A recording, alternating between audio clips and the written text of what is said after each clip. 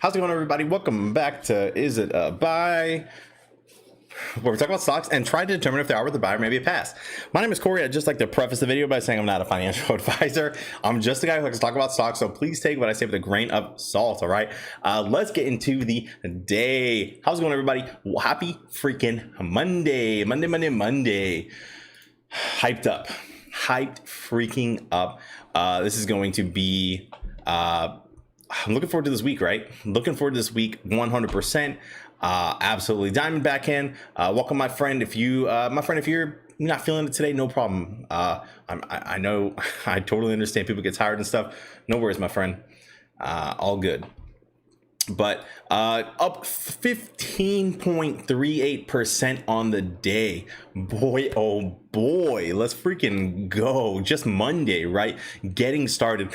And here's the deal. And we'll talk about why I'm so happy we had a solid start to the week, right? We needed this solid start. I really feel like we needed this solid start. And you know, we'll talk about why in just a second. It's no secret what's going on this week. But awesome. A sexy haircut. Thank you. I recently did get a haircut. Finally, I've been what's funny is actually quick side note. I started the stream with a hat because I hadn't cut my hair in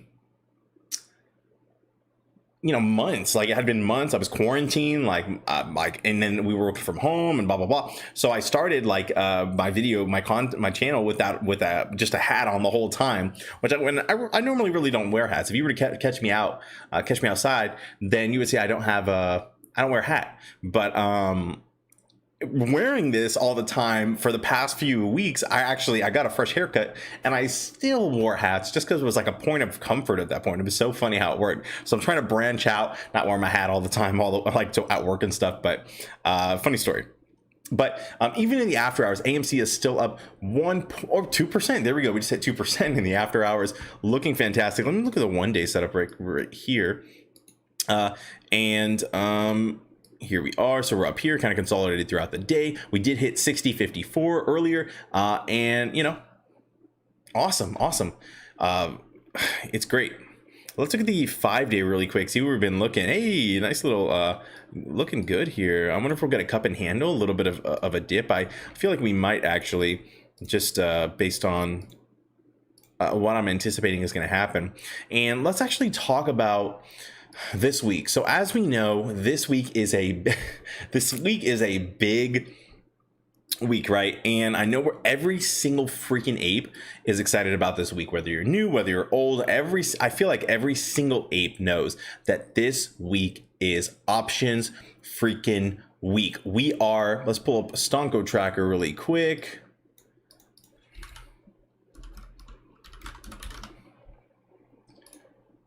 Oh, AMC is first now? What? Let's put this in dark mode so I don't break my eyes. Currently, the amount of calls that are set to expire in the money, or it looks like at $60, I guess. Oh, no. This is at 59, I guess, right? I'm not really sure where this is at. But either way, we're about 480,000 contracts. One contract is, let me fix this again. One contract is 100 shares, right? So this many contracts, just to give you a perspective, right? This many, I think it's 48 million shares, right? 480 times 100. Oh, 48 million. Yeah, I think that's what I said. 48 million shares, right? And now let's talk about why this is important. 48 million shares. Let's go back, a week or two. Or whenever this was. So this right here, this little gamma squeeze was off of 19 million shares, right? 19 million shares. And we have currently 48 million, right? 19 million, 48 million. Okay. It is insane where we're at. 48 million shares. So it's like significant. It's not just like, oh, this is interesting. It's significantly higher, and we had this kind of movement. Granted, it does look like a very, very few of the shares covered, but even then, so freaking bullish about what's going on, and we're so high, right? We're starting so strong. I do feel, so full disclosure here, I feel like it's going to be a rough week. They're going to try and make, they mean the hedge funds, right? The hedge funds do not want this stock to expire in the, want these contracts to expire in the money, right?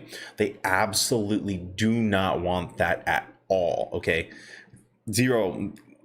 Okay, because it's very possible it would trigger another gamma squeeze, right? If we gamma squeeze, imagine if we had another 100% day right here, right? That straight into $100, right? Straight into $100, no problem in a day. And then we'll consolidate, hold, who knows what happens. And then we'll wait for another kind of catalyst to put us there, wait for the margin call, because at that point, I mean, imagine these guys, let's actually take a look really quick, right? We can take a look at Twitter Ortex, and let's take a look at what's going on with Twitter Ortex. Or Ortex on Twitter, I should say. And we can see if AMC has been covered today. So here we go. Having peaked at $60.55, $60.55, AMC closed the day at 57, up 15.38%, creating a loss of $488 million for short sellers, right? Almost $500 million in one day. In one day. I mean, it's truly unreal. It's absolutely unreal. And so that's what we're looking at. We are looking at this kind of crazy movement, these crazy numbers, crazy amount of losses for these hedge funds. And if this gaps up because of another gamma squeeze, I mean, imagine the losses for these guys are going to be catastrophic, right? Catastrophic. So that's just what I'm looking forward to. And realistically, here's the deal. I'd love to go as high as possible. As high as possible. 50 sounds good. 60 sounds good. These round numbers seem to be the real, the real winners, right? Because, it makes sense whenever people are going to bet, they're like, they say, oh, I think it'll hit $50, $60. No one says, I think it'll hit $62 by this date. So, that's why all of the, and you can kind of figure it out. I do like that this one's at $59 though. I like that a lot because in the past we have seen that, for example, the battle of 801, right? 801, they wanted to be under $8, and some whale jumped into the last second and kind of like gave it a big push. But, and granted, $8 is kind of a weird one, but I think there was a 141. I think there was a battle of 141. There's a bunch of random battles, or no, not 141, 1401. A lot of random battles like that. Anyways, I don't think there's a lot of significance to that. But either way, I'm looking forward to seeing what's going to happen. I feel like they'll probably start pushing hard for shorting either tomorrow or Wednesday. Realistically, historically, it's looked like they've started around Wednesday because they can start around. Sometimes they start on Thursday, right? Even. But if they start around if they start tomorrow and they really, really, really push it, they might be able to get, because realistically, the big number right here is these $40 strikes, right? This alone is 10 million shares. This is a big deal. I feel like they're really going to try to get it out of the money for Friday, but we'll just have to see if they actually do that, right? The rest of the week, I think tomorrow, what I'd be hoping for is tomorrow to be a good day. And then after that, I wouldn't be surprised if on Wednesday or, like I said, Thursday, they start shorting to try and get us down. So just so you guys know, this is just my theory. I don't know if this is true. I don't know if this is blah, blah, blah. But yeah. AJ Bambino, what is up? Just joining the AMC train, but it's an after hours. Any advice? AJ, I guess I kind of was explaining it, but hard to say which way the stock is going to go. Currently, it's looking pretty good. I wouldn't be surprised if we had a small retracement personally, back down to around, this $52 mark or something. I feel like they're going to be heavily short this week. So what you might want to do is you're going to be looking for two different levels. And I usually talk about this toward the end of the stream, but I'll talk about it really quick. Currently, we're looking to push past realistically 60, right? Because we keep testing, this, approximately 60, right? We can see these candles right here, and then back here we can see some more, short wick candles and longer ones over here. But realistically, 60 is if you wanted to give it a round number, 60 realistically is going to be that level of resistance. And whenever we break 60, I feel like we'll probably go back to 70 or whatever pretty quickly. It's just going to be that kind of psychological level of resistance, if you will. But if it rejects here, you may want to look at an entry point, but if it breaks through it, could truly run. So if you're looking for an entry point, you may want to wait just a little bit, see what happens. Because realistically, towards the end of the week, I really wouldn't be surprised if they try to short it as far as possible to kind of bring it down. But realistically, that would kind of be a self-fulfilling prophecy to the cup and handle formation that I'm anticipating. Because if they do have a cup and let's say it goes down or something, and then I feel like next week it'll most likely gamma squeeze. So if you are looking for an entry position, I personally, if I were taking a position, I would add to my position, or if I was adding to my position, I would absolutely add to my position probably toward the end of the week. Personally, do keep in mind that that's just a theory, because previously, right, we saw this was the Tuesday, I think, or no, this was on a Wednesday that this moved like this, and then here in the after hours, I believe, was the Tuesday. Yeah, so this was the Tuesday, because this Monday was Memorial Day, and so yeah, and then Tuesday right here, it did gap up, right? So if you would have purchased here, you would have been good, and then the gamma squeeze, you would have. But anyways, this is just my theory, let me say hi to the chat really quick. I haven't even said hi or anything, and let me and then we'll continue on. Julian, how's it going? Diane, first, second. David, what is up? And this is a good point, right? When AMC is green, everything is fantastic. Life is good. You're happy. You're nice to your friends. You're nice to your family, your loved ones. When AMC is red, don't really talk to me that day. But that seems to be where a lot of people are. I try to be nice all the time, but yes, it's funny, and then it's like, oh, the world is falling. But I always tell people, when in doubt, zoom out. Zoom out. Look at this, right? And hopefully, and this was some crazy movement. I mean, this is $15 right here. Isn't it crazy how far we've come? I mean, I was with this stock at $2, and look at it now. Oh my gosh, just who'd have thought? Who would have thought? It feels good. You have to enjoy those little things, and just know, just zoom out a little bit. You're up, right? Even if you're down a little bit up from right here, you're up. If you got in any time before 2 weeks, within 2 weeks, you're up. Diane, we're all winners here, except the hedgies. Diamond backhand with the facts. To the moon. What's up, Maxine? Jay Malone. Hamza, what is up? Dog says, Corey, good evening. Good evening. Do you think the hedgies are going to put up the sell wall this week? I was shocked at the movement today. I am. Well, I guess I kind of already explained it, right? That's kind of what I'm anticipating. Right now, it is going to run up a little bit. Sure. People are getting excited. I think, and I'm not sure what their strategy is. I feel like they're probably trying to let paper hands jump in.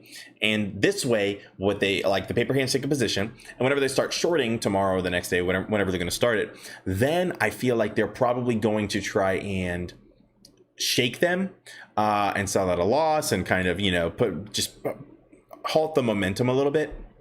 This is just a theory of what might happen, but either way, yeah, I think toward the end of the week is going to look a little rocky. I love starting so strong because it means it's going to cost them even more money, even more time and effort and all that to try and bring the stock down so that not as many options expire in the money. But even then, they have a good way to go, right?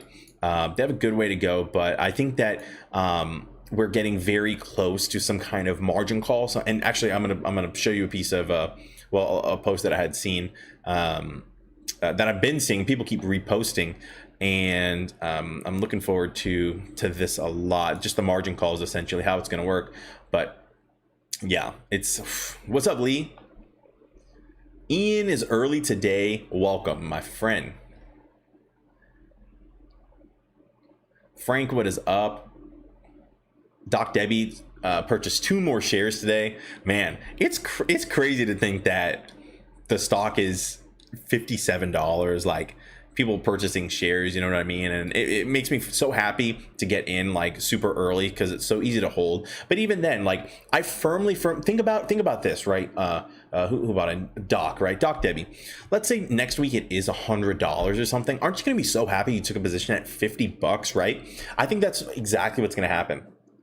I always reference GameStop. Think about if you were in GameStop, right? Don't you wish you would have bought a GameStop share for $100, right? Don't you wish you would have bought a share for $100? Like, absolutely. And if you don't wish you bought a share for $100, then maybe you have a better position. But if you don't have a position, if you don't wish that you bought it at $100, then you have a problem because you would be up right now. So I don't believe it. Hey, what's up, Rick?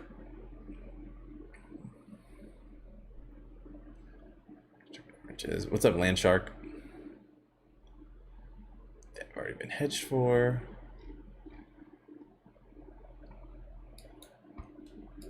Let's see. Diamond backhand with the super chat. Cup and handle in 1 minute for the after hours. Oop, I grabbed that. Oh gosh. Microscopically, sure. Microscopically. We'll see if it actually counts, though. It might be a little too small for it to happen, but we'll have to see. We'll have to see.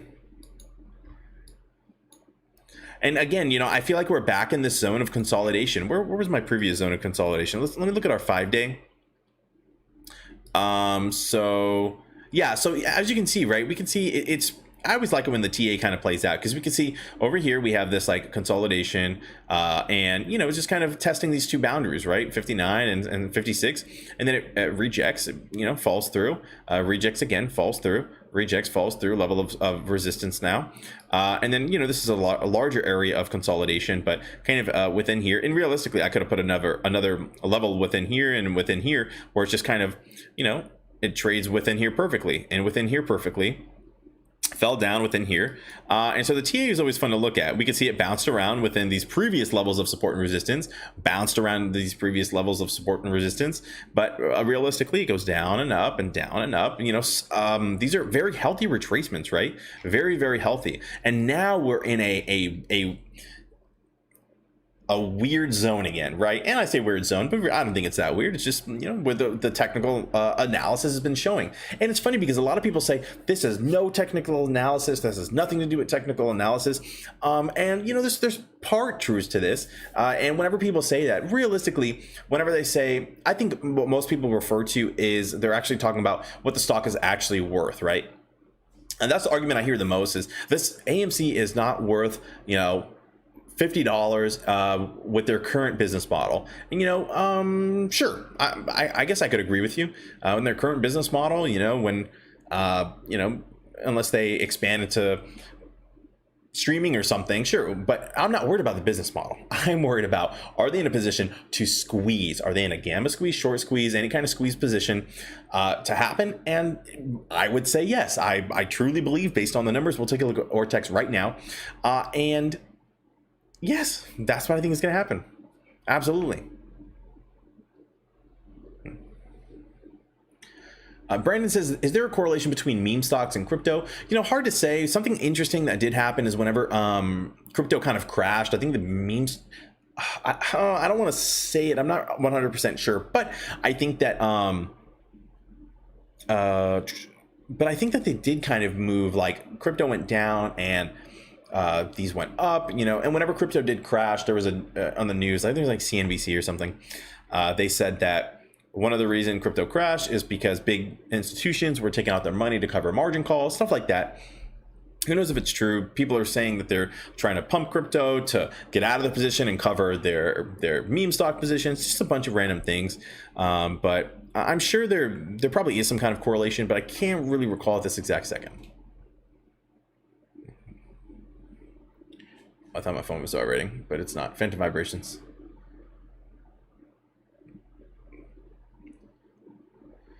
Eugene, thank you so much. Sorry, new to investment. Still making good money with AMC. Hey, Eugene, welcome. Yeah, I'm glad, you know, and if you have questions, like, feel free to ask. I try to answer a bunch of questions, but, you know, these days there's a lot of people in the chat. It's not 20 people anymore or 100 people anymore. So it's getting a little harder to read everything, but I definitely try. Dubai Fitness says, do you think it will reach 4 figures? Be honest. What about 5? Dubai, I do have a video on how high AMC will go. I'd highly recommend checking it out, right? It talks about the DD around why it can go that high. Could it go that high? Oh, Retro, thank you for the host on Twitch. Cool. Why it can go that high, if it will go that high, all these different factors. Realistically, I personally, I truly believe that this stock can go to 4, even 5 figures. It really can go as high as, there are parts that we can't really plug in, right? Think of it like a formula. Right now we have the formula. I don't know what it would be exactly, but we have variables, right? There's X, there's Y, there's Z. And right now, what we don't know for sure, but we have a good estimation, right? We can give kind of like a variation of how many shares are short, naked short, this and that. And with those numbers alone, for example, people are saying that there are, you know, this stock is short 2.5 times the float or something. No, it was, yeah, 2.5 times the flow. So I think it's something around 2.5 billion shares that are potentially naked, right? And there's only supposed to be about 500 million. So, or is that 5 times? 5 times the float, sorry. So that's 5 times the float. And even if that's half true, right? Even if that's half right, that seems to be the number that I see the most, about 2.5 billion shares being outstanding, being that are still, you know, that need to be purchased back and covered by these hedge funds. If that's even half true, that's ridiculous. That means every single ape would have to like sell the stock several times, right? They would have to purchase that many shares. I mean, I'm not explaining this very well, but it's just truly insane how many shares that is, right? How many like shares they would have to buy back and how they would cover. And if it does get to a margin call, I think the best case scenario would be a margin call situation, because in that video I go over how basically, from my understanding from the DD that had been posted, it would be a systemic trading, right? Systematic trading, where a computer would take it and it wouldn't care. It would just say, all right, how many shares do we need to buy? You know, okay, 2.5 billion. Cool, let's go. And then it's going to start buying the ask, right? Buying the ask. And, you know, people with their, you know, they're going to sell at $69, $69.69, whatever it's going to be, all these troll ones. Yeah, they'll get filled, and guess what? Eventually, you know, there's going to be numbers where they're not getting filled because there's no one really selling at that price. And granted, there's always a buyer and a seller, but I feel like we'll have gap ups, right? And circuit breaker halts where the stock is just moving too fast, and you know, it might not be able to find an ask at that exact second, and you know, it's going to fill up a bunch of these, you know, maybe to 70 or something, right? It'll fill up a bunch until 70, and it'll probably halt, and then it'll gap up to 80 or 90 because, you know, no one was ready to sell at that price, and we'll probably have a pretty good you know, probably get stuck at 100, and then once it fills all the 101, it'll gap up, and maybe at that point that'll cover, you know, let's say that covers 500,000 shares, right? Well, 500,000 shares, well, guess what? They need to cover 500 million shares. And so it could really just continue to gap up. And it probably will take several days.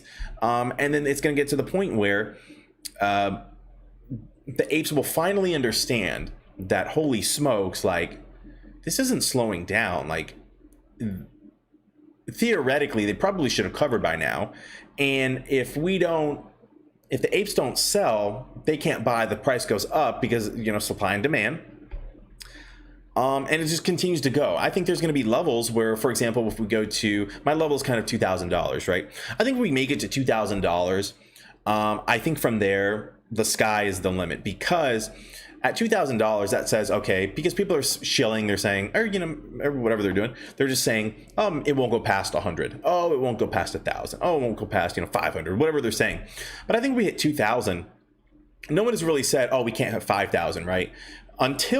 From 2,000 until 10,000, I don't think there'll be much resistance, because I think at that point, the apes are going to say, holy smokes, like, I can just, like, it's true what everyone's been saying. We own the freaking float, and they're not able to cover. So they're just going to hold, and then 10,000 probably brings 50,000, or 10,000 probably brings maybe 20, 25,000. And again, these numbers are literally, at that point, they're only psychological levels, right?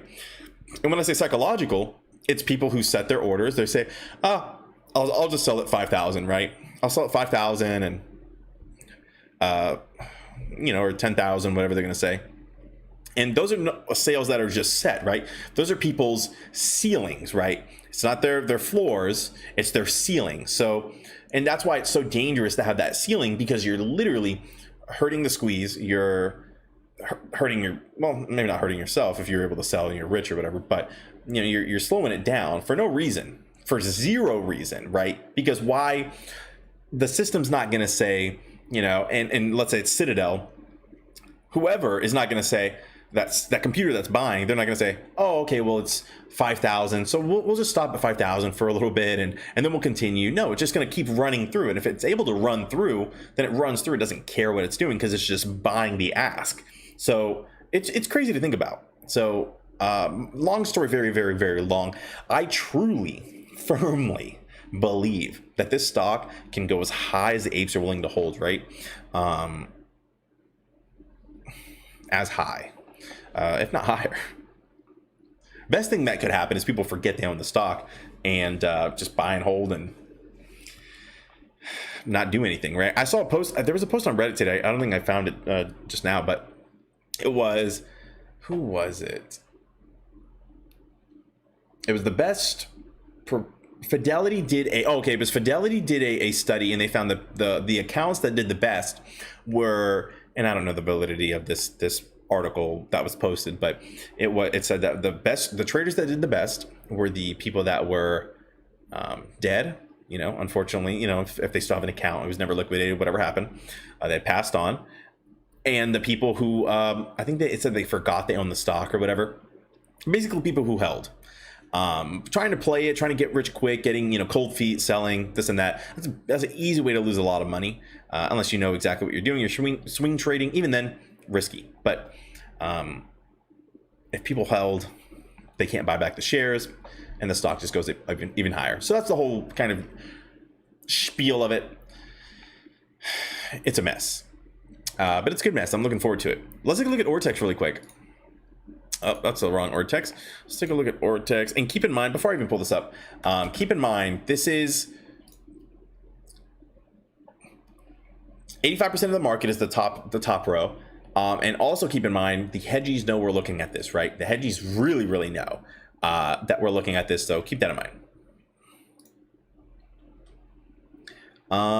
Okay, so let's take a look at a few of the numbers. And even then, these numbers are pretty fantastic. Oh, this is interesting. The short interest change, not available.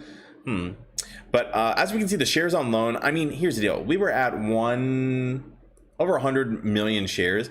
Even then, this number is ridiculously high. So do not shill yourself, do not fool yourself that this number is not ridiculously high, because it is. On top of that, this short interest is also ridiculously high. It was higher, but keep in mind, this dropped all the way down to, I think, 11.04%. I don't know how I remember that specific number, but I believe it was 11.04%, and it's going back up, right? And last time this had got to, I think it was 20, maybe it was mid 20s or low 20s or something, or maybe it was even the high teens. But anyways, this got high enough to the point where, and this going up tells me the stock is shorted again. It's still heavily shorted. It's being more shorted again. It's getting riskier to borrow, riskier, it's just riskier. So they're going to charge more interest, because I mean, think about it. If I had a loan if I was going to get a loan from a loan shark, right? And they're going to say, all right, well, I'm going to charge you 50% interest. I wouldn't take that unless I was like, okay, well, I'm going to make that much money, even more. And so it's worth the bet for me anyways. But this is still going up actually fairly quickly. And even if nothing happens this week, right? And I guess that's something I do want to prepare people for, but we'll talk about that in a second. This number is still going up very rapidly, right? So even if nothing happened this week, that number is still, as long as we hold 50, even if we held 30, right, we're still in a position where we're going to have another movement another movement, because these guys are not freaking covering. These guys are just not covering. It's insane. It's unbelievable, truly. It truly is unbelievable. One of the favorite things that, shout out to Matt Kors, who showed me this, not personally, just on a stream, but let's see, the average days, right? Average days of their loans. Let's go here. Loan on average, 51.72 days. 50 days ago, we'll call it 2 months, right? We can go 3 months and 50 days. I mean, let's say in here, right? Let's give them the benefit of the doubt. Let's call it $10. Between 8 and what is this, like 12. So we'll call it around here. If their average position on average was around $10 per share, and they're trying to short it from there, yikes is what I'll say. Yikes. They're down 500% and that's conservative, considering, if the average is $10, we'll say probably pretty conservative. Down 500% from 10 to 50, right? And that's only to 50. We're at 58 right now in the after hours, and continuing to go up, by the way. Remember, we were up 2%. Now we're at 2.5%.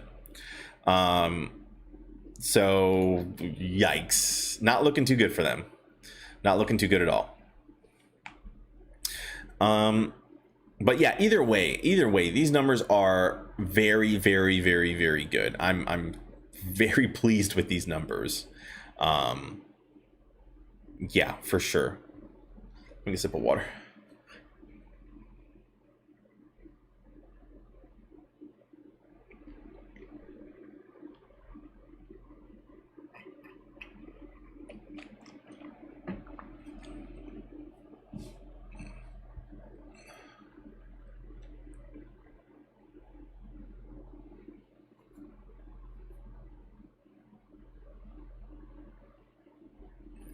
No, just getting caught up on the chat really quick. Make sure I didn't.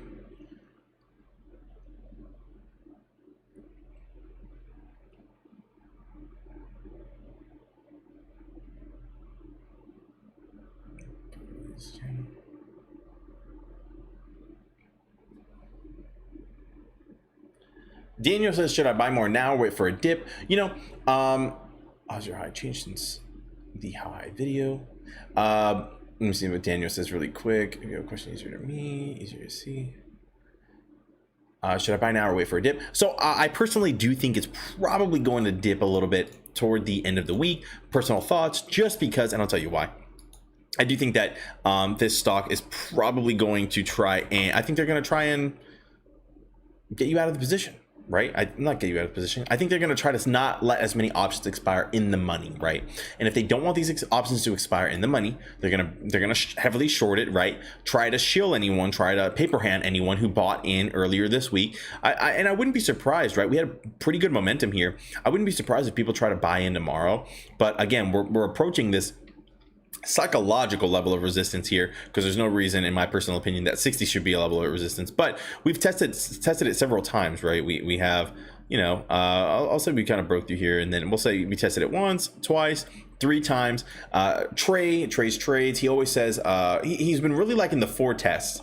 So we might reject this time, bounce back, depends how far we'll retrace, and then he believes on the 4th attempt, whenever that may come, that will probably break through. That seems to be his favorite kind of thing recently, just kind of at that time, just kind of breaking through. But yeah, let's see. Alex says, has your high changed since the how high video? Alex, I'm not gonna lie to you, that how high video, even then, is kind of, it's not a concrete number, right?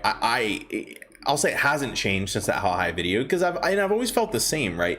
And if you looked at the DD, you would kind of, and it's kind of hard to understand. It's hard. Basically, I always feel like a psychopath. I feel like a crazy, the world is ending kind of person whenever I start talking about how high I could actually go, just because, I tried explaining it to people at work and stuff. And first of all, I have a lot more credibility now, because they said whenever I didn't sell at $25, in January, they said it'll never hit $20 again. It'll never hit $15 again. And, and it did, obviously. And so I have a little more credibility whenever it comes to what's going on. But, whenever I start saying, whenever I say this movie chain that has been closed all pandemic and stuff, it has a possibility to go to, you know, even $1,000. If I say that, you know, imagine how crazy I must sound to somebody who isn't educated on the DD, doesn't know about what's going on with everything. But yeah, so Mike says, we need all the apes to make noises at work. We're already doing it in PA. Oh boy. Oh boy. Well, there you go. I talk about it at work all the time. Everyone knows that I have a YouTube channel. Everyone knows that I'm heavily invested, so it's pretty fun. They root me on and stuff. They say, you know, they look at they'll pull it up really quick. They'll say, AMC's doing pretty good today. You must be feeling nice. And I say, yes, I am feeling nice.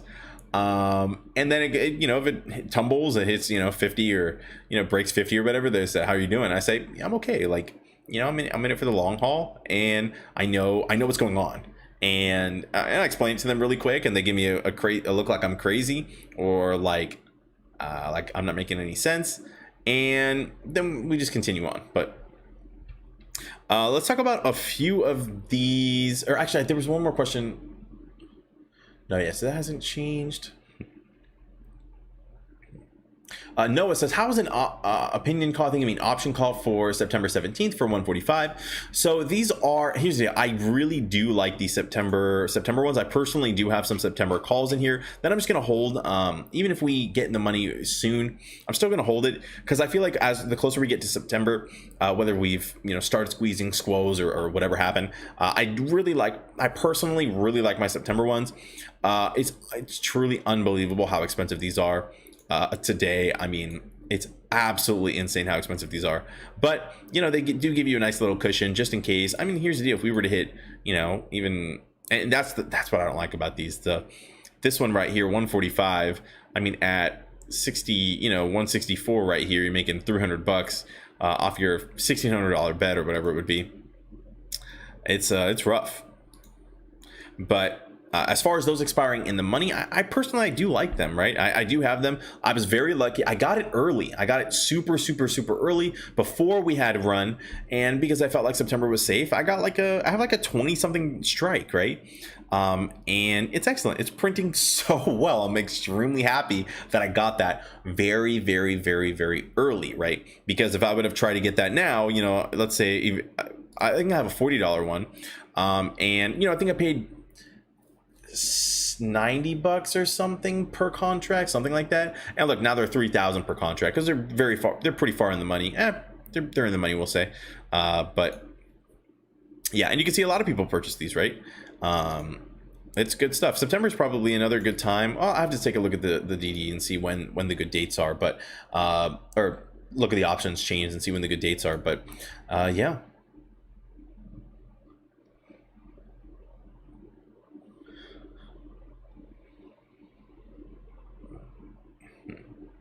Ruben says, anything past 1,000 should indicate people to hold. Sky's the limit. Remember what Porsche did with Volkswagen in that squeeze, right?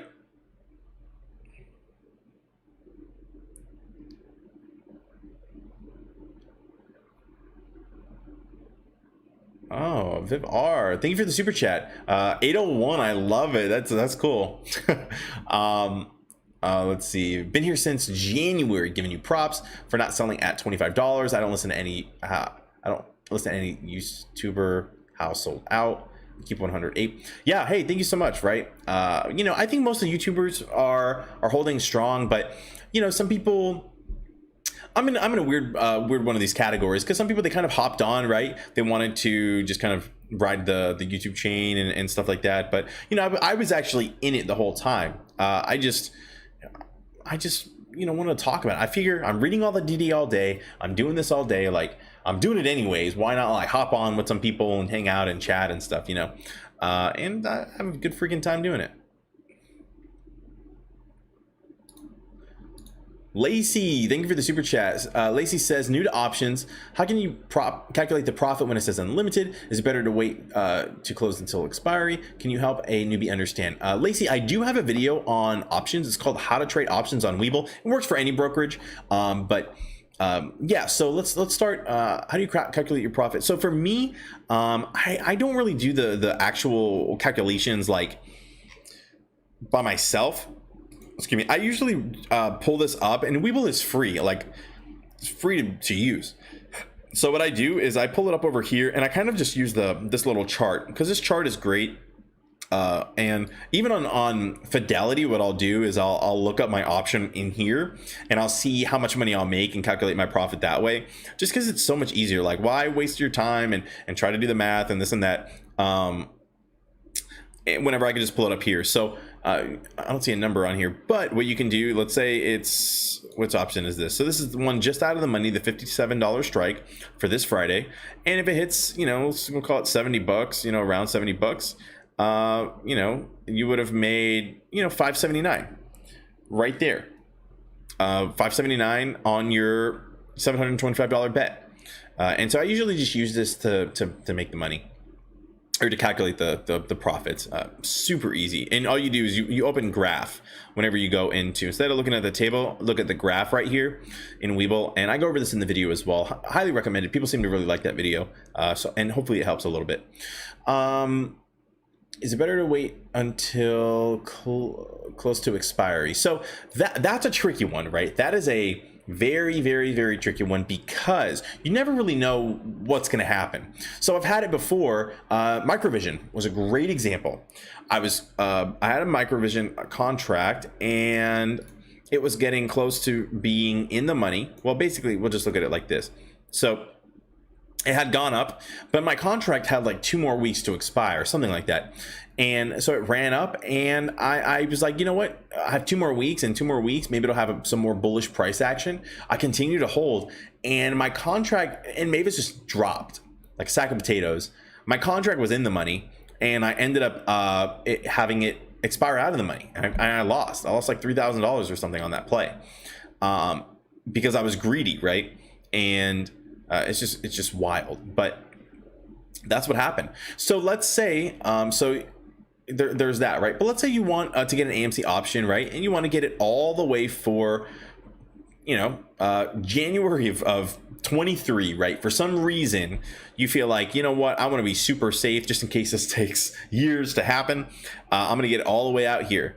Well, let's say you're in the money. Let's say it does squeeze, this month, and, it's at, $500,000, whatever it's going to, and you're like, you know what, time to exit, and you just close it. But just keep in mind, it is a little risky the closer you get to your expiration. For example, personally, right now I have a June 25th option.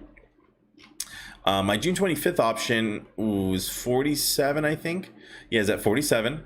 47 to 48 is my strike, and I'm kind of on the fence about what I want to do, right? Do I want to, so I would probably just sell my contract, because I don't have the funds to buy these shares. So I'd probably just sell my contract and then buy shares and stuff.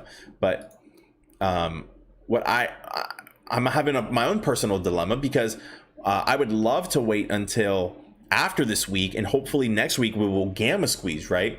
But if we don't gamma squeeze this week, and let's say it just drops or something, then my option will expire out of the money, if it's anything under, I think, like $55 or something. Or actually, right now I'm out of the money. So if it's below $60, I will lose. I'll lose it all. So you got to be careful, right? And I say lose it all. Realistically, you can still sell it for, depending on how close you are in the money, because I think my strike is 48, but my break even is 59. So it's just a whole bunch of stuff in there, but yeah, so just different ways you can play it. So I'm personally, I think I'm going to take the risk and wait until next week, the same week. But you know what, if you have one in, I don't know, July or something, and you're like, you know what, I'm super up, I feel good about it, like I just want to sell my contract or whatever you're going to do, feel free to do it early. But keep in mind, the closer it gets, like it's a gamble, right? Because if let's say this week we hit 70, and then on tomorrow we hit 70, and then the following week we're at 50, I just lost. It can be very risky. Hey Coastal, what's up? When are you thinking this will moon? I do feel good about something before September. I think this week is going to be pretty pivotal. Trey has been calling this month for a long time. I just get weary about calling this month, because guess who knows that everyone is bullish on this week in this month? The hedge funds, right? They all know. And if you don't think that they know, you're lying to yourself, because they know exactly what's going on right here. And they know exactly about all of these contracts right here. 100,000 contracts. Tomorrow, this will probably be 101,000 contracts. 15,000 right here, 26,000 right here. And we can see in the Stonko tracker, we can see 480,000 contracts in that are currently in the money, which is 48 million shares. Just insane. Let's talk about a few about some of these posts really quick, because you guys know I love to see these freaking posts. I like to see what's going on within just Reddit and see what the kind of the sentiment is going on. Some points of topic that I like to talk about, and little victory stuff like that. So good old Mike right here. Mike is, when was this? 6/11. What the heck? This was 3 days ago. You guys know the subreddit Aged Like Milk? That's what this is. This post aged like milk. This is awful. Awful. We'll never hit $50 again. Like, I don't know. It's funny because whenever you say something like this, I really don't know what his role is, his position is. Maybe he's a nobody. But, if you're some kind of analyst, right? Like Kramer, I know how everybody feels about him, but can you imagine going on every week and just saying, at what point do you lose your credibility? And if you talk to anyone, actually talk to anybody who's older and stuff, who watches Kramer, and say, do you think Kramer is usually right? Like, do you think he does a good job? Most of the time they'll probably say, I don't like Kramer. He just says whatever he wants to say. If he's right, then he says I'm right. If he's wrong, he says he just doesn't really address it. He says, you never, anyways. But you always know when he's right. You never know when he's wrong. So, yeah. At what point do you lose your credibility is what I'll say here. I did appreciate this. If you've been around for a while, you know that we have, AMC and GameStop, some apes, right? Very few apes, but those are the apes that just kind of stand out, unfortunately. And, just clashing heads. It's like apes together strong, right? Like ape don't fight ape. And, it's sad that we even have to say this, because it's just sad we have to say this. But I do appreciate, things like this. Like, it's cool, guys. Like, the apes together strong is what I'll say. I'll just say apes together strong. And so I did appreciate this. I didn't want to share this because I like this. But granted, this is in the AMC stock. I'm not sure if this would fly on the Super Stonk subreddit.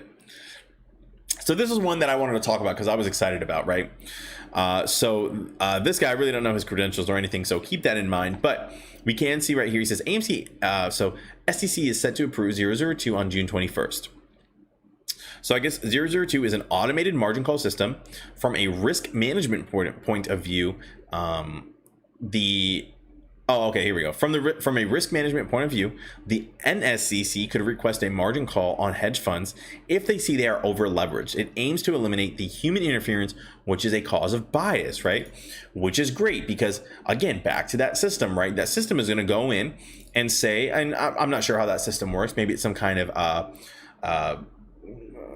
I hate to say like AI or whatever, but maybe it's something that kind of says, it's a risk management system. It's going to say, okay, well, based on, I'm sure you plug in some numbers or whatever, you take a look, and just based on the hard data that you can see, it'll say, nope, time to margin call, like does not pass, margin call now.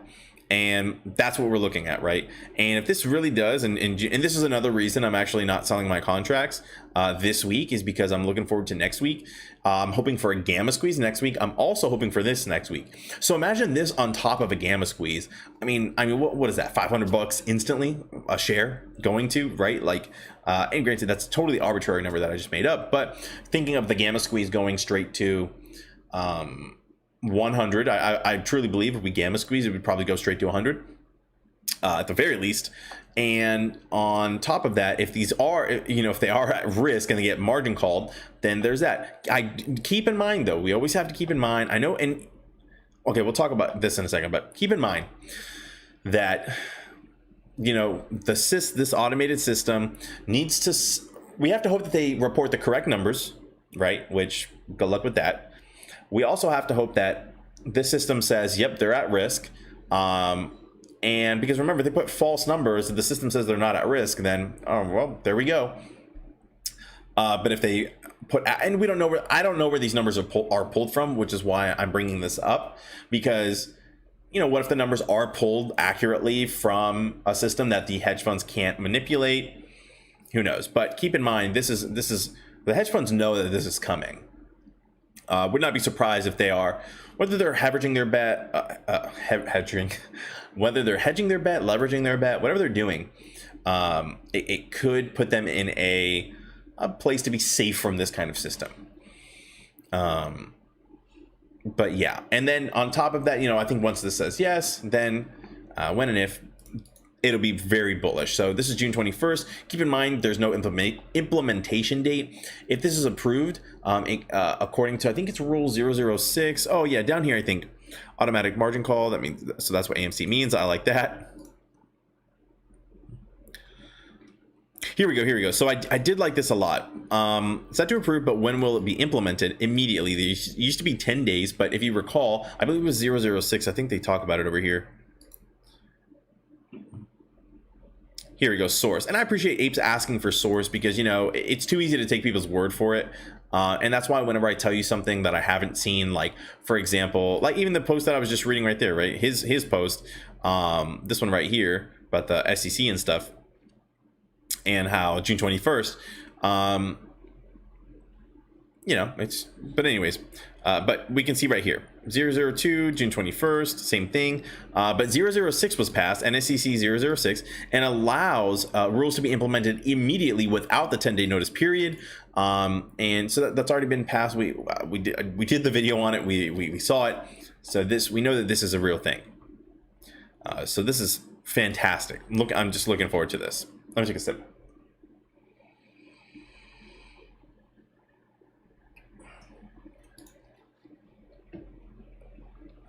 We already talked about these numbers, having peaked at 60.55. AMC closed the day at 57, up 15.38%, creating losses of 488 million for short sellers in one day. These numbers, again, I always say this.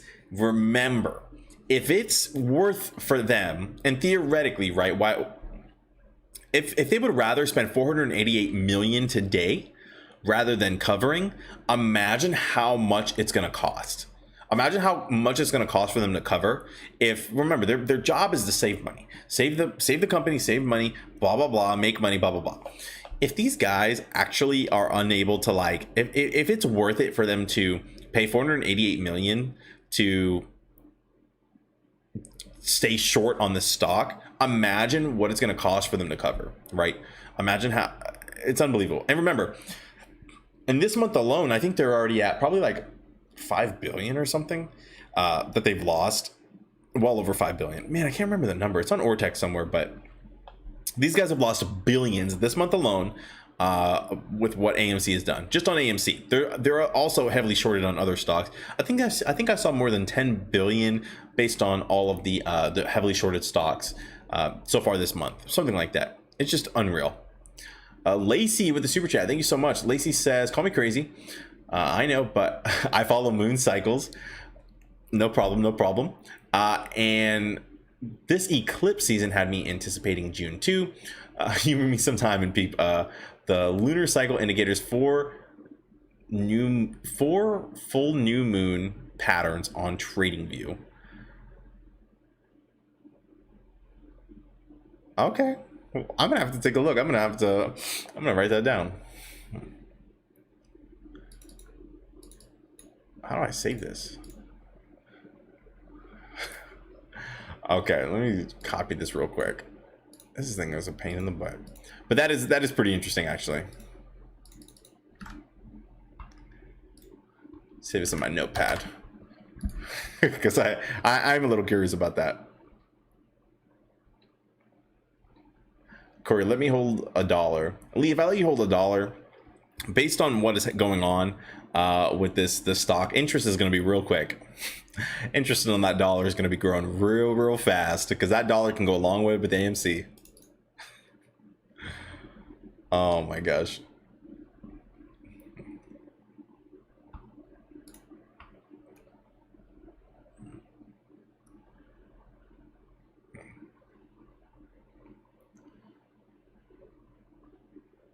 I'm just getting caught up on the chat really quick.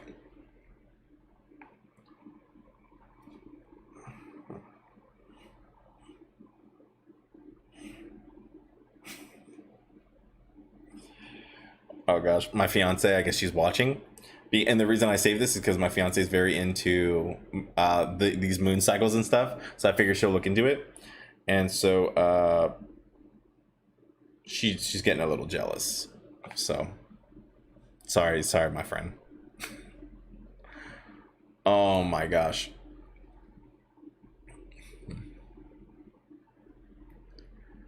Ashton says AMC tested $60 multiple times in 2 weeks, but the short share numbers have decreased at the same time. So is let me see. And the AMC short float is nowhere near the GMEs from January. So is there time? So is there to create the short squeeze? All right, sorry, I just kind of read these out loud. I don't know if that was supposed to go somewhere, but thank you. Jacqueline, great question. Jacqueline says, curious about exit strategies. Do you all plan on selling on the way up or the way down? I don't think we'll really know when the shorts are covered, right? Still working on my exit strategy. So Jacqueline, there's a bunch of different things to unpack in there, but I'll do my best. So let's talk about that right now. So first things first, are you selling on the way up or selling on the way down? I'm going to be selling on the way down. Reason being is because you don't know where the top is, right? You could think that the top is, maybe you think the top is 1,000, or let's say you think the top is 100, right? So on the way up, you sell at 100, and now you're out. There's no where to go from there. You're out. Like, you could hop back in. But what if it keeps running? What if it passes 100 and goes to 200 in the same day? But you're out, right? What are you going to do? Buy in at 200? That's an expensive buy-in, right? But maybe it would be worth it to buy in there if you think it's going to go to 1,000 at that point. But you don't think it's going to go to 1,000 because you just sold at 100. So keep that in mind. So that's why I would rather sell on the way down, because once I sell it, let's say if it's going up, if I sell at $100, like I said, that's it. If it goes to 1,000 within that same week, I'm already out at $100. And now what? But if I wait, let's put it this way. Let's say I set $100 as my floor. So floor meaning I'm going to sell it on the way back down at 100, right? So let's say we're here. Let's say we hit 100. Now we keep running. We're at 1,000, right? And now let's say I'm going to sell on the way back down. Let's say it peaks out at 1,000, right? Sure. Hypothetically. And let's say it hits 1,000 and it's going back down. Well, and I'm like, oh shoot, like, I don't know what's going on. I think they covered, let's say you panic or you don't know the DD, you don't know what's going on, which if you like, the streamers are going to be talking, like, I'm going to talk about it, Trey's going to talk about it, Matt, Corey's going to talk about it. Make sure you're just following somebody to see what's going on about the DD. But let's say it goes back down, and even if you sold at $200 on the way back down because you feel like it's over, and maybe it is over, maybe, or whatever happens, at least you didn't sell at 100. You sold at double what you would have sold at before, just because, and granted, yes, you missed 1,000, you missed 800, 900, all those numbers up there, but you still sold at higher than you would have sold at. And so that's kind of the theory behind having a floor. It's a little tricky to talk about without sounding like a fool or sounding like a shill or anything like that. I do have a video on Moaz game theory. I don't know if it's actually any good, but it kind of talks about the principle. I don't want to say the principles. It talks about the theory of selling on the having a floor, right? Selling on the way down rather than the way up. A lot of people seem to agree that selling on the way down makes a lot of sense, right? I'd rather do it that way. Like, just makes a lot of sense to me. Hopefully that helps you just a little bit. Oh, and we don't know, I don't think we'll really know when the short's covered, right? Right. So we're not really going to know when the short's covered. The only thing that we really have to look at is these numbers, but these numbers can be kind of manipulated, right? This is 85% of the market. They know we're looking at it. And realistically, the naked shorts don't show up on here. I don't believe the naked shorts show up in here at all, right? And so this could be at 0, but there's still,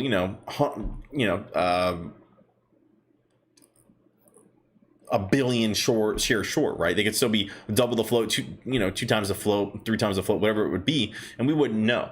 And we'll also see the short interest change. But again, this is 60%, I think, of the market, of the exchanges. So it's going to be a little bit tricky. It's going to be kind of a I believe I can fly situation, minus R. Kelly. But yeah, keep that in mind. I know it's hard to talk about. It's tricky, but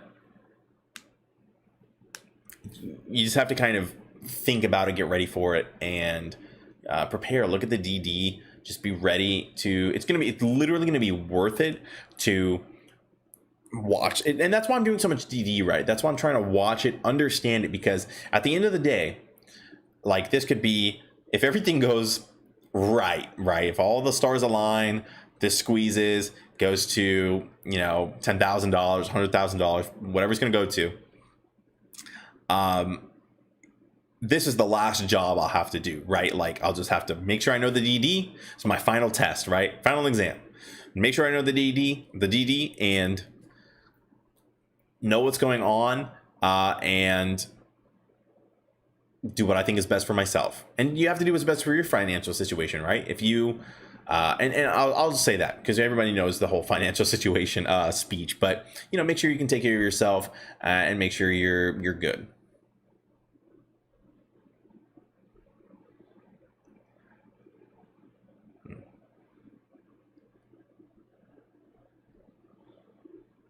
Oh, Haven, I'm sorry. I know you were messaging me.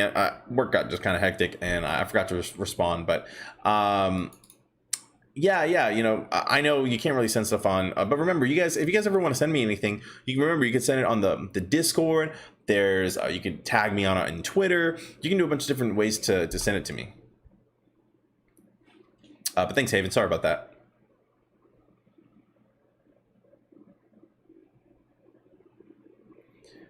Money if the price is the same, like the data K.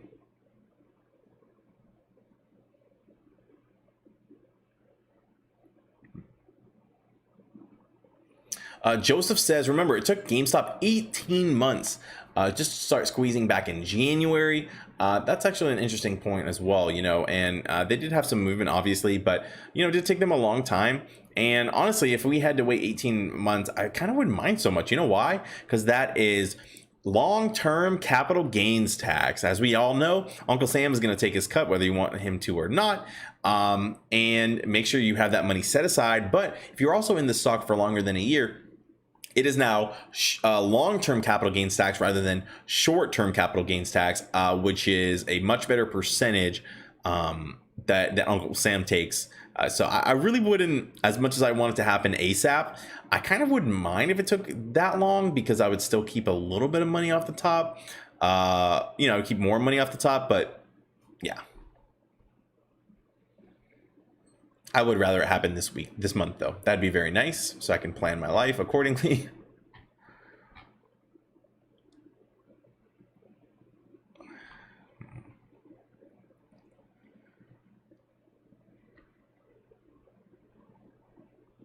Oh yeah, I didn't even look at the after hours. Where did we end in the after hours? 58:03 in the after hours. Very, very nice.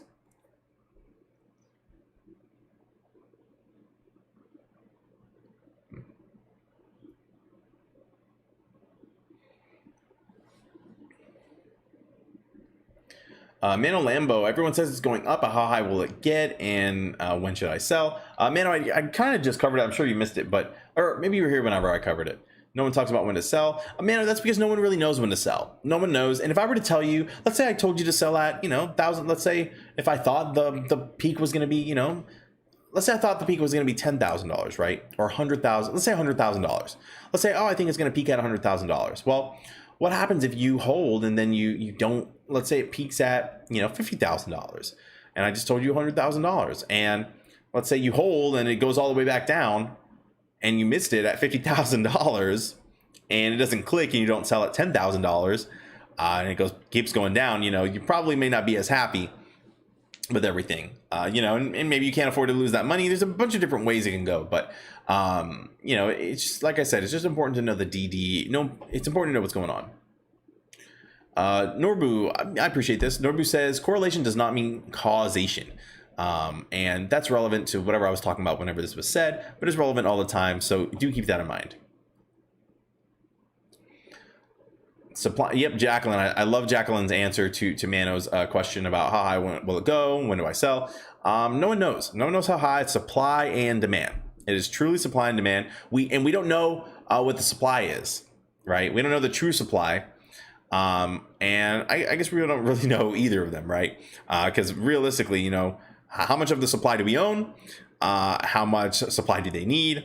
What is the demand going to be for them? How urgent is that demand going to be? There's these variables that we truly don't know 100%, right? And realistically, the apes, all the DD has been done for the apes because we want to know. Imagine if Adam Aaron came out and said there are 2.5 billion shares of AMC that are short, and these are artificial shares that don't exist, that these shorts will have to cover.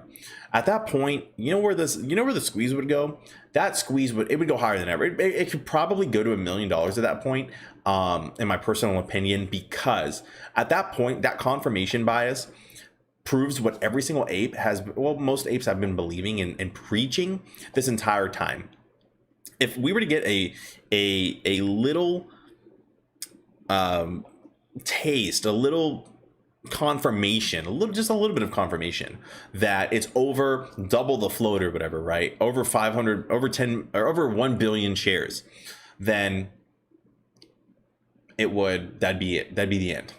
Like, people would just hold because they knew the DD, they knew what would have to happen, and it would just be insane. Hey, what's up, Juice? Thoughts on quadruple witching? Kyle, I'm not sure when the next quadruple witching is, honestly. Do we have a date on the next quadruple witching?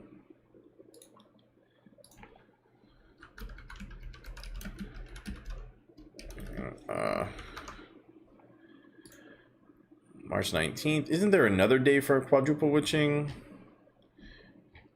What's the next one?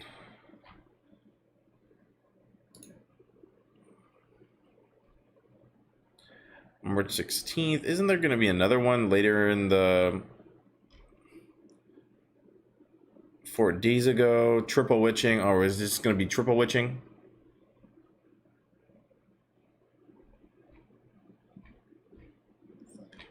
Okay, well, I don't have a date on these new ones, but quadruple witching, it was a kind of a letdown. Nothing really happened. I literally took off work, streamed all day to 10 people all day, and it really didn't work out for anybody for anybody at all. And realistically, that's when I decided dates are rough. Dates really don't help anybody, right? Because, you know, even these dates for June, right? A lot of people are excited about June. Now, what happens to these new people, or the people who have been in for a long time, and people are saying, people said, think about all the dates we had. Oh gosh, I don't even know when it started. We had 801, quadruple witching, 1401, all these other 01 battles, the smaller ones that nobody even really talks about. We had just all these dates, and that fatigue could really start settling in. And my concern is, you know, everyone is putting a lot of emphasis on this week, me included, and next week as well, you know, for a potential gamma squeeze. But, you know, what if nothing happens? You know, people can only take so much, get beat down so much, get disappointed so much before they give up, right? Hopefully, and what I would hope is, you know, that those people who are a little tired, I get tired sometimes too, right? But what I don't sell, I just hold, and I don't look at it. I take a break. I don't look at my account. I just wait. Because I've been in it too long. I'm not gonna let it go. I truly feel like I have a winning lottery ticket. I'm telling you, I'm freaking Charlie, and I'm going to the freaking chocolate factory with my golden ticket, and we'll see what happens, right? Imagine if you told anyone, if anyone told you, hey, you have a, let's call it 20% chance to win the lottery, right? A 10% chance to win the lottery. Would you play it? Right? Like, people play the lottery, they have a 0.0001 chance of whatever, I don't know the exact percentages, but you have a better chance of getting struck by lightning. I think it is something like that. But and people still play it. Can you imagine if you told them you have even a 10% chance, right? And I think we have, and just so you know, I think we have much higher than a 10% chance to hit the lottery here. So I just hold. But dates can be, you know, a little taxing on people, right? And I try to stay away from dates, but even though I do feel really good about everything going on, I feel really good about just everything, about all of it.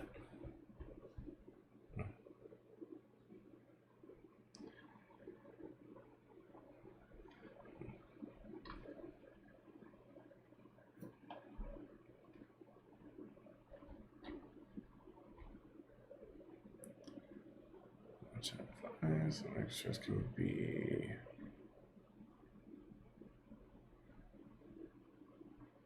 need shorts.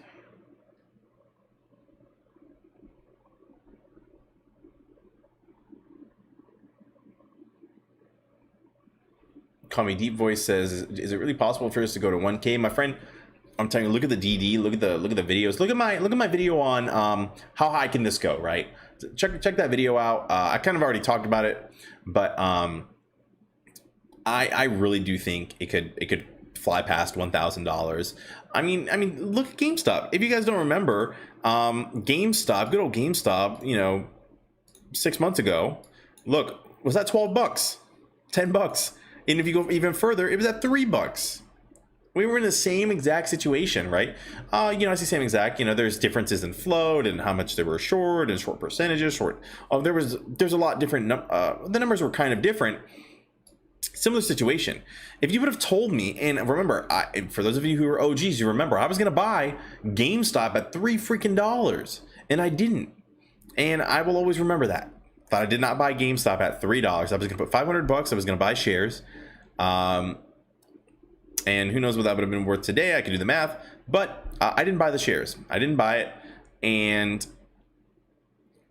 look at me now. So imagine, do you think these people, like me personally, I never would have thought GameStop would be as high as it was.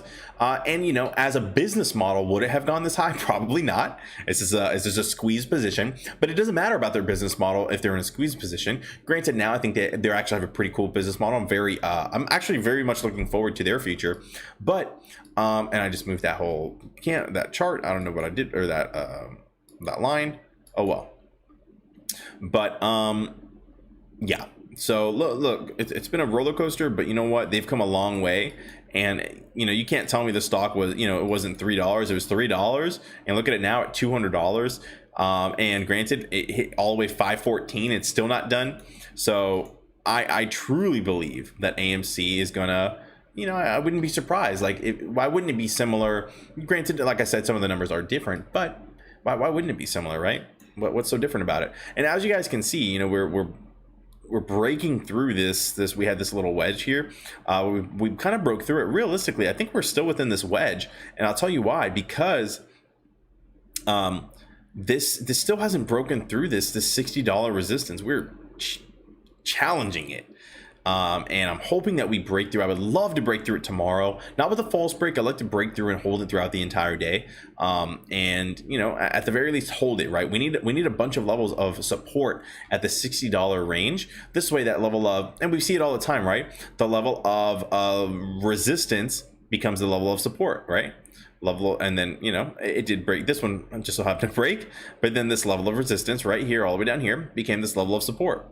And that's what we look for whenever we're looking at these charts, we're looking at these numbers. I'm looking for resistance and support. 30 Licks says anything before $100 is worth it. Yeah, I mean, think about me. I bought in GameStop. I got in super late because I was acting a fool, and I got in at like I think I bought my first shares at 120 on the dip, right? It was dipping, and I bought it at 120. And you know, just get in early, right? I feel very happy with my shares in GameStop. I feel very happy with my share. Actually, 135. I said 120, but I think it was 135. And I feel very happy with my shares in GameStop, right? I'm comfortable. You know, I'd rather get in super early and let it run, like wait it out, let it run. You have to remember, every single person that's in this chat, every single person who has ever held AMC got in whenever it was at the top, right? It was at the all-time high, all-time low, whatever it was at, it was trading at what it was currently at. So you had call it a 50-50 chance it's either going to dip or it's going to go up. And it can go up, it can dip, it can go down, it can rip. Either way, every single person took a risk at one point saying, I hope this stock goes up, right? Every single person here took that risk. And now, if you took that, now it depends on when you took that risk, right? If you took that risk, like I said, more than 2 weeks ago, you're feeling very, very good. If you took that risk within the last 2 weeks, you're feeling a little rocky still. But guess what? And I can't tell you if it's going to take 2 weeks or how long it's going to take. For me, it took months. For a lot of people, it took months because we were in this rocky position, but eventually we broke out of that rocky position. Now, it's not guaranteed you're going to break out of that rocky position, but guess what? Whenever you do break out of it and you're in this beautiful, huge George W right here, just notice that. Look at this George W. Holy smokes. And if you're in this position, yeah, you probably feel freaking good. So keep that in mind. PDP says, how much can it go with the gamma squeeze? Realistically, I don't really have an exact number for you. Last time we squeezed, 100% on this squeeze right here was 100%, which is pretty high. Whenever we did it back, I don't know why I can't grab this. Let me go to the 3 month. If we go back to January, we can see back here, it went from, you can call it from right here. What is this? We'll call it $5 to $25, right? That's freaking huge. That's only in the after hours pre-market. That was about 500%. Yeah. So you can see some crazy moves. It's really hard to say.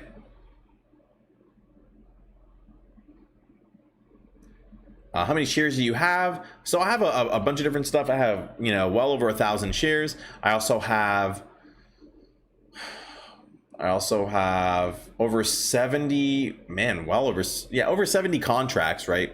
I have 60 of which were purchased at the $2.50 strike price, which was out of the money at the time. So I'm doing pretty good.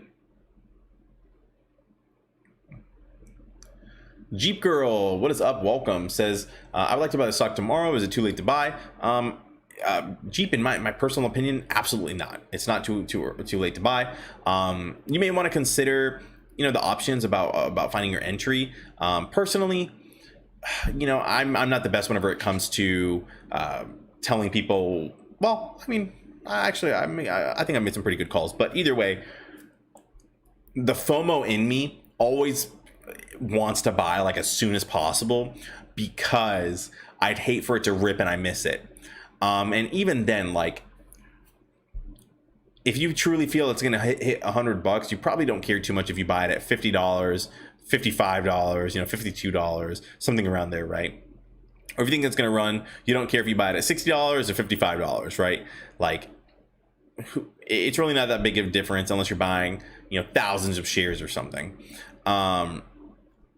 But for here, and if that is your make or break, then yikes, might be scary. But for this kind of stock, I do think it's going to be heavily shorted throughout the week. So personally, if I were to add to my position, I would probably wait until Thursday or Friday, probably Friday around, actually I noticed around after 2 o'clock on Friday, that's whenever or 2 o'clock Central on Friday. That's whenever they really start trying to do the basically an hour before close. That's when they really try to bring the stock down, especially in these weeks that it's going to expire in the money. So you may want to look for an entry point around that time. But again, if it runs, you missed it, you might wish that you hopped in. But another strategy is you can get a few shares now, 25% of whatever you're going to invest. And then wait and see if it drops down, maybe another 25%. If it drops down, then put in the rest or whatever you want to do, or maybe another 25%. And if it runs back up, you can do that. But realistically, it could drop pretty harshly this week. I just want to prepare people. I'm not trying to shill anybody, but I want people to be prepared that our level of support right now, our pretty strong level of support is around $42. And I wouldn't be surprised if they dropped it all the way down there this week. And they're going to try to drop it below 40. That's going to be their goal, to get it below 40 just for a few minutes at the very, very end. and hopefully they can't get it, but I'm just telling you, I personally think they're going to try. So I'm ready with my diamond hands. I'm going to hold. I don't have any more to buy the dip. If I did, I would, but keep that in mind.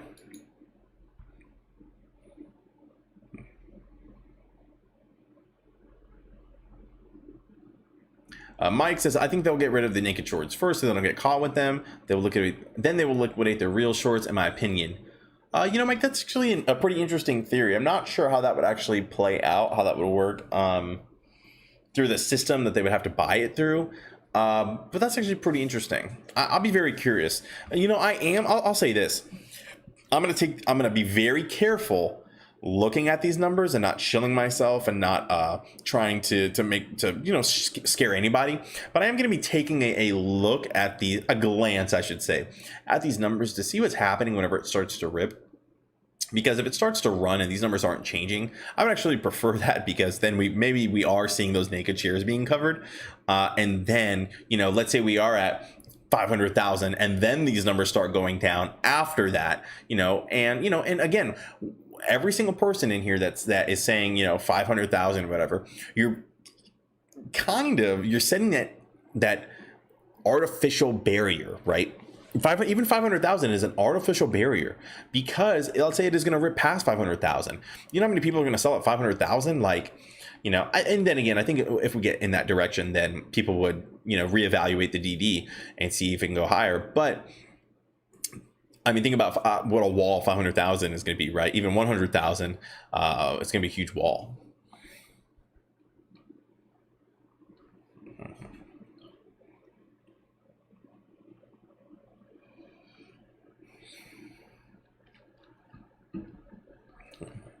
I only have 15 shares. Is this good or should I? It's so funny how people. I appreciate you wanting my advice, I guess, but this is a decision that you're going to have to make for yourself. Should you buy or hold, or is this enough? Is this enough shares? It really depends on what you're trying to do, right? For certain people, $1,000 is going to change their life. For some people,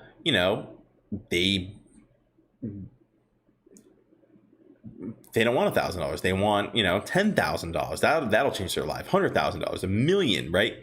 Me, I'm fortunate enough that I made some really good plays last year, and that I was able to. I found AMC super early. I went super heavy in it, and I was able to turn $4,000 into a crazy amount of money, to the point where if this hits $500 or whatever, I can retire. It's like.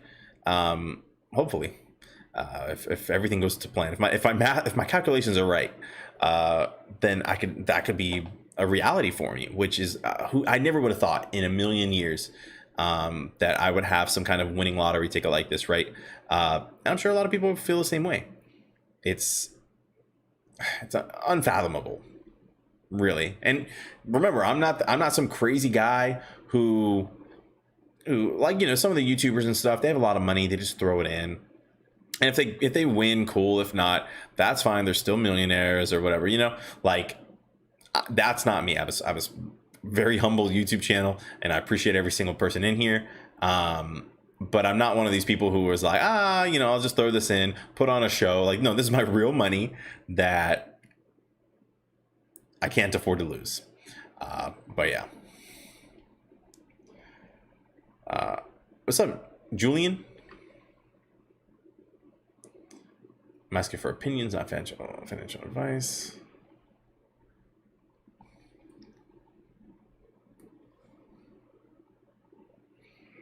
Hey, what's up, Pauline? Oh, you didn't get the notification? That's weird. I don't know why people don't get the notification. That's lame. Should I hold? Yeah. Oh, so should I hold or sell? Up to you. I'll give you the quick spiel. Make sure you feed yourself, feed your family, pay your bills. Don't put yourself in a position that's going to hurt you. But you know what? If you have your positions and you got in at $10, $15, $20, like, you're probably okay. And that's fine. I've been adding to my position. I added to my position at it was $50. I waited. I would see if there was a pullback. There was a pullback to 47. I bought the dip, right? And even then it pulled back to 42. And I didn't have any more money to buy more shares, but if I did, I would have. and I'm very happy with adding positions at $50. I really hope that these money, I hope that these options expire in the money. And I'll show you, I'll buy freaking again, right? I'll buy again at 70, 80, 100 bucks just to show you guys how much I believe in it, right? Granted, I want to look at the DD before I pull any triggers, but I'm very, very, very, very confident that when even at $100, I would add in my position if I had the position, if I had the liquidity, if I had the capital, because that's how much I believe in. If you look at the, I'm telling you, I know what I would say if you look at the dang DD, but take a peek.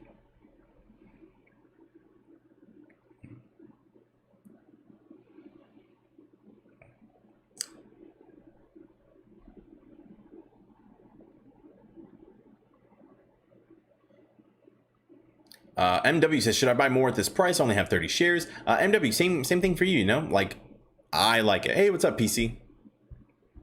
Let me, okay, we'll go ahead and continue. What's up, bro? What's up, Daryl? I did have a good weekend. Thank you.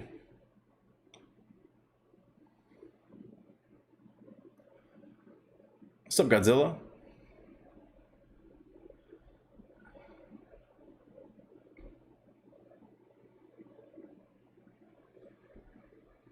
Can't retire on, you can't just retire on 2 or 3 million unless you know how to make money or you're old. I know that, and that's a good point, right? People have to keep in mind, not only do you have to make money, like there's just so many factors, right? You need to pay Uncle Sam first, and then you can continue. And hopefully you have enough money after Uncle Sam to retire, or, you know, you can reinvest dividends. There's a bunch of different things that you can do, you know, and you don't even have to stay in the stock market. You can go into real estate, right? Buy houses and pay, you know, and rent them out or whatever. Easier said than done, of course. But, you know, there's a bunch of different things you can do. You can follow your dream, you know, be a shark investor or something.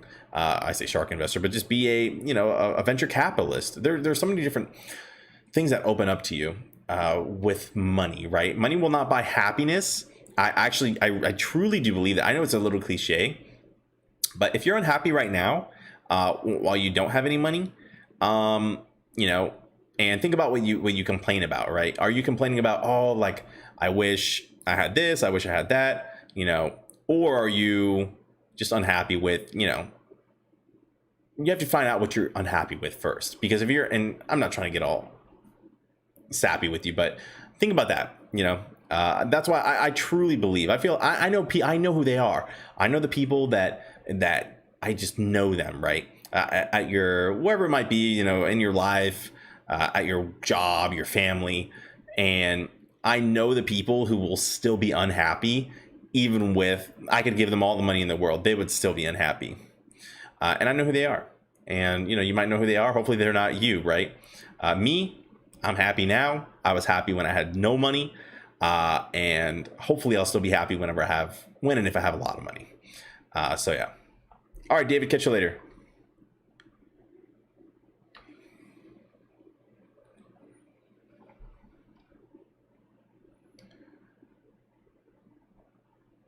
Contact him.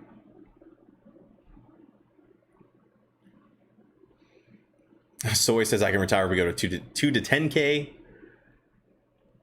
His calculations, yeah. Calculations complete.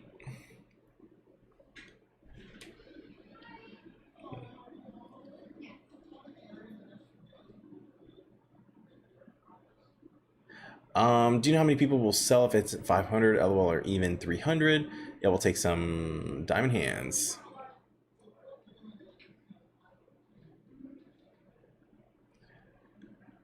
Guys, 500, no problem.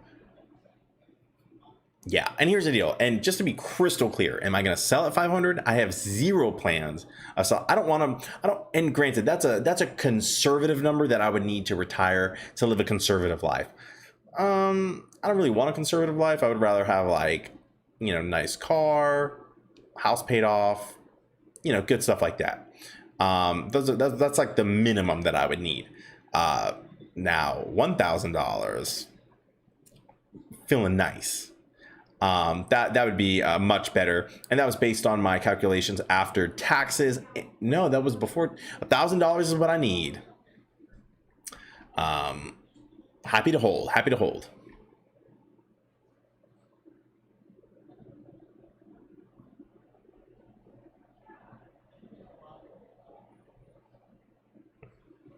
This is life-changing money. Someone said this life. I truly believe this is life-changing money, and you know it's gonna be crazy.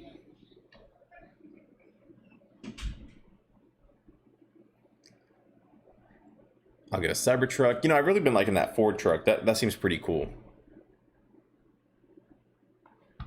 Okay, let me take a look at a few more of these articles really quick. $60 ape here. Thanks for coming back for me, y'all. And this is a good point. This is exactly what I was talking about whenever I talked about how you get in the when you get in the stock, right? Every single person that got in the stock, unless you bought in and it just ran up that same day or next day or whatever, and you felt, you know, you just felt good instantly. Most people got in, and it was risky. You know, it was risky. It was rough. It didn't feel good. You know, you're staring at your screen all day, checking your numbers all day, and it's scary. So again, that's why it's just so important to, or why I think it's so important to get the best average that you can get. I personally I would get in. I personally got in as early as I could, even with the new stuff, because I want to have a good average. But you know what? When and if we hit 100, this guy's gonna be good. Whoever they are, this person's gonna be good, right? They're gonna be happy. They're gonna hold diamond hands, easy to diamond hands, right? Easy.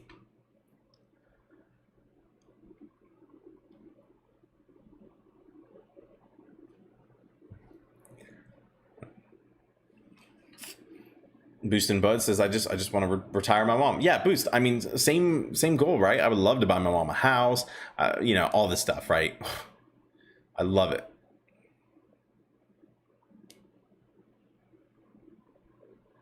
You know, buy her house, nice car, you know, just good stuff. And this, I always get so hyped up when I see this one. This one just gets me so just like excited. I don't know. And so all you need here to solve this puzzle is an A, an M, and a C. And this just gets me too hyped up, honestly. I'm way too excited to see this, but I actually really like it.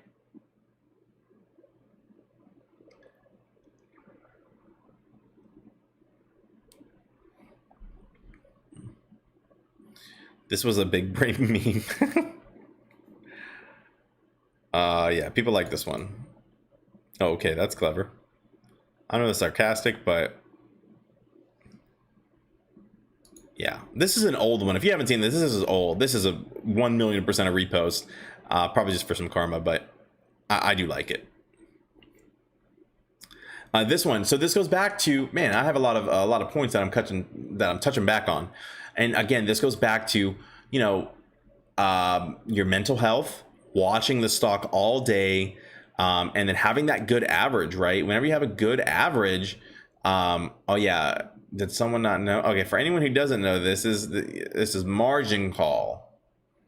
Just in case anyone was confused, margin call. All right.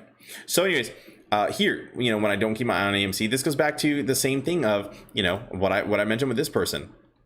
Holding, right? Getting in early, having a good average, holding, and because. And not watching it all day. If you watch it all day, I'm telling you, you're gonna burn yourself out. You're gonna get tired. You're going to, oh, these memes hurt. Yeah, they have. I know but you know what? That pain that you feel whenever you're thinking about like a meme like this, that those are some wrinkles forming, some very small wrinkles to get you that much smarter to talk about these. Talk about these stocks. But yeah, I don't know. I did like this one just because I know what it's like. Watching, and just going crazy.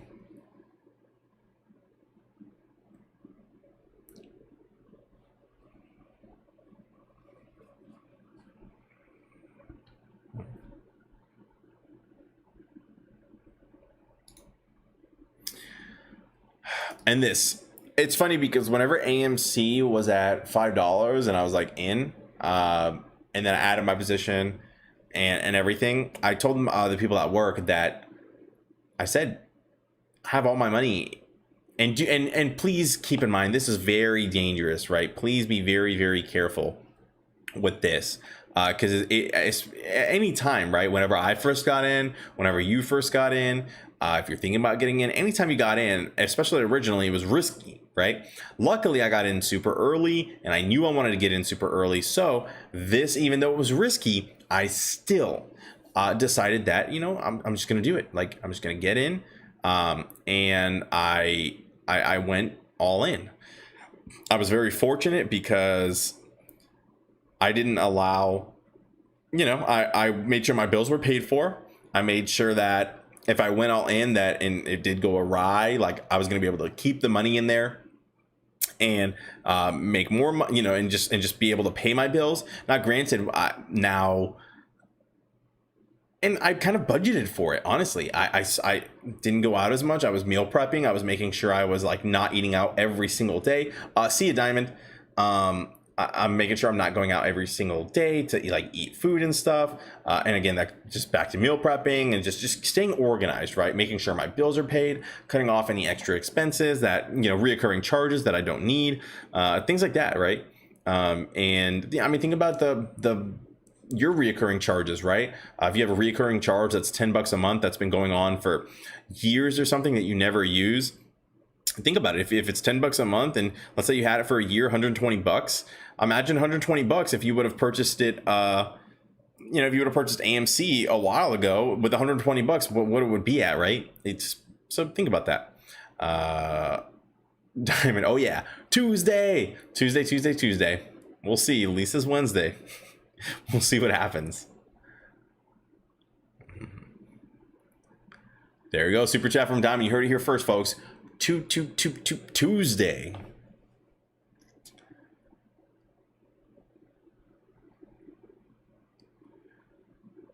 I think it might be riskier trying to get out.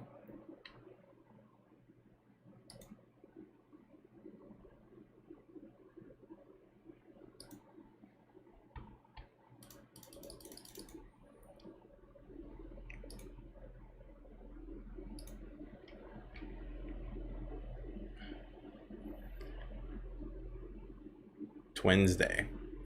Okay, let me see here. I wanted to see if there was anything on Super Stonk and stuff before. I didn't have time to check before the stream. Reverse repo daily update looks like a new record for the reverse repo market. I think this is something to keep an eye on. Let me see if there's anything reverse repo on Investopedia. Let's see if there's a good key takeaways. Hey, here we go. A reverse repo is a short-term agreement to purchase securities in order to sell them back at a slightly higher price. Okay. Repos and reverse repos are used for short-term borrowing and lending, often overnight. All of these sound extremely familiar. Central banks use reverse repos to add money to the money supply via open market operations. I'm trying to see if there's anything about it going super high or anything that would be more useful. Let's see. For the party selling the security, for the party selling security and agreeing to repurchase it in the future, it is a repurchase agreement, repo. Okay. For the party on the other end, buying the security and agreeing to sell it in the future, it is a reverse repo. Repos are okay. So trying to see if there's anything super good, but I'm just not good at explaining the reverse repos. Maybe, and it's probably because, in a macro, here we go. In a macro example of reverse repos, the Federal Reserve uses repos and reverse repos in order to provide stability in lending markets through open market operations. The reverse repo transaction is used less often than the repo by the Fed, as repo puts money into the banking system when it is short, whereas a reverse repo borrows from the system whenever there is too much liquidity. The Fed conducts reverse repos in order to maintain long-term monetary policy and ensure capital liquidity levels in the market. So I'm just not very good at explaining this part. But either way, you know what? Some DD, here's the deal. You don't need to understand every single piece of DD. You kind of just have to understand, like, what might happen? What might happen? And this is a new record. I'll take it. You know, I'll take it. Anything else I want to see here?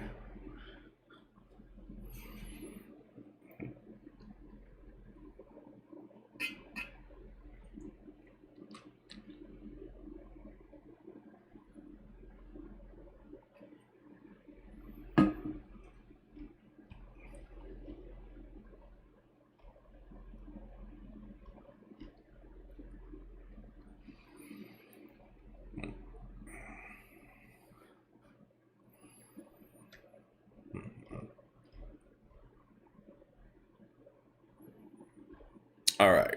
I think that's everything I have for you guys. I'm not really seeing anything too exciting that I want to talk about. I mean, just looking forward to what's going on tomorrow, right? Not a bad day at all. 58.03 is what we're starting at for the week. And it feels good. It feels good. Ready to test the 60 level right here. If we, and just I guess to close on this TA right here, if it does go up, then hopefully it breaks the 60, holds the 60. Realistically though, I do think whether it's Wednesday, Thursday, or Friday, maybe even tomorrow, if they want to get a head start on it, it could start just plummeting toward 40, and I'm ready to hold if it breaks 40, hits 40. Realistically. And if it does, if they do try to get it under 40, even then, I'm still super bullish on everything going on. I'd be very curious to know. And I think that if we do get there, I feel like it's very possible that the following week they might even start covering, right? Even if this goes under, $40 and those all those options don't expire in the money, I still feel like it could be extremely good for well, not extremely good, but obviously it'd be better if it expired in the money. But I feel like what we're going to be looking for is for them to start covering. They might just want to get this over with, start covering, wash their hands clean, be done with it. So either way, I'm looking forward to this month, regardless of what happens. But just waiting for it, all right? And that's what I think as far as an entry strategy. That's what I would go with. Either whether you want to enter now and see if it dips, maybe add a few more, or if you want to wait until probably Friday and see if it continues to go down, or whichever way it goes, all right? But oh yeah, it's not going back into the 40s. I have that pulled up right here. Oh, this is a fake shill. All right, guys, I'm gonna start heading out of here. You guys have a fantastic night. Thank you so much for hanging out with me. I always appreciate it. I will see you guys tomorrow. Peace.